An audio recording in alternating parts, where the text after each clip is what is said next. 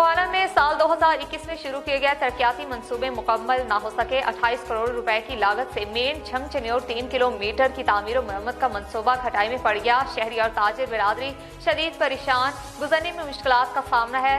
اس پر بات کرتے اپنے نمائندہ سٹی نیوز ناصر علی سے۔ جی ناصر، آگاہ کیجیے گا۔ بالکل 2021 میں شروع ہونے والا منصوبہ جو کھٹائی میں پڑا ہوا تھا ابھی تک مکمل نہیں ہوا۔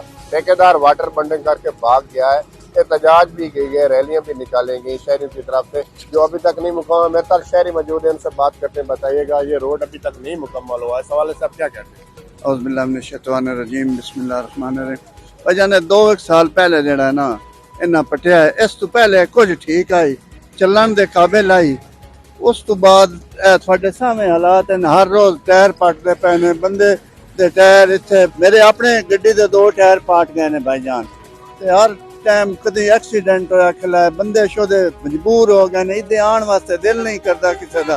انہاں ویکھو کنا گھٹا ہے اتنے، بندیاں نوں بیماریاں لگ رہی نے، تے کوئی بندہ اس دا کچھ کر ہی نہیں رہا یار۔ کنے واری احتجاج ہویا ہے، کنے واری اتنے روڈ بلاک ہویا، لیکن کوئی بندہ کوئی سن ہی نہیں رہا یار۔ کنے واری احتجاج ہویا ہے، کنے واری اتنے روڈ بلاک ہویا، لیکن کوئی بندہ کوئی سن ہی نہیں رہا۔ بالکل شہریوں کی بات آپ نے سنی، ان کا کہنا ہے کہ احتجاج بھی کیے گئے، ریلیاں بھی نکالیں گی، لیکن اس پر کوئی عمل درآمد نہیں ہوا۔ لاہور بار ایسوسی ایشن کے سالانہ الیکشن کی تیاریاں